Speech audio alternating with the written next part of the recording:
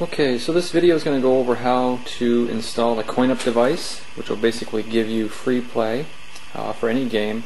The game that we're going to be installing it into today is a Donkey Kong machine. You can see it right there. And here's the device. It's got the terminal block on the side that we're going to use to make all of our connections. And the only thing we need to locate in order to install this guy are three wires. A ground wire, a wire that goes to the coin switch, and a wire that goes to a button of your choosing. I'm going to use the first player button here.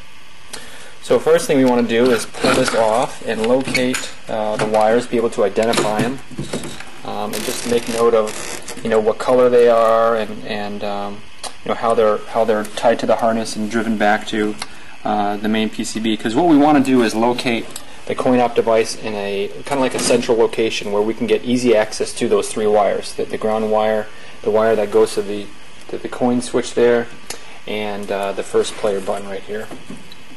So if you look down, actually, if I can turn this light on real quick, the harness that comes off the coin mech is right here, and the harness that goes up to the control panel is right there. So I think what I'll do is I'll probably mount it right here, and that will give me easy access to all the wires here. So again, just make note of the colors of the wires and where they go, and we'll show you how to install the guy right there.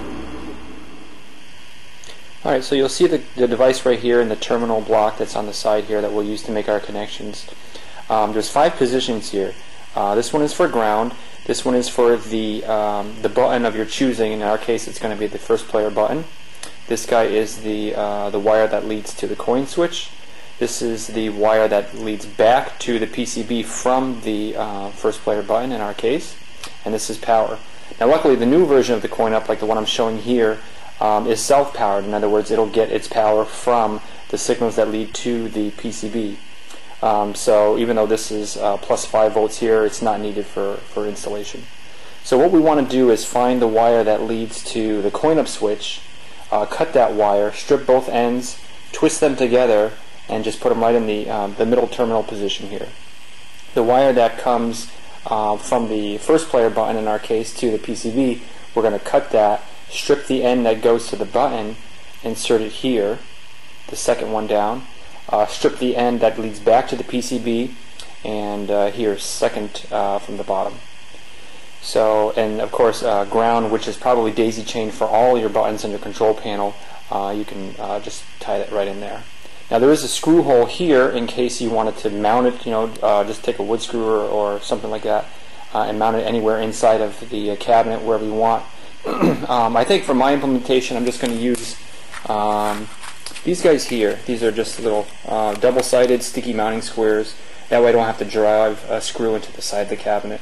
And of course you'll need like wire strippers and a small, really small actually, screwdriver, because this terminal block is rather small. So that's about it. Okay, there it is. Literally took like 5 minutes to throw in there. So let's throw this back on now, and hold it down. Like I said before, if you've seen the other videos, normal operation is fine, but when you hold it down for more than a second, coins up. There you go.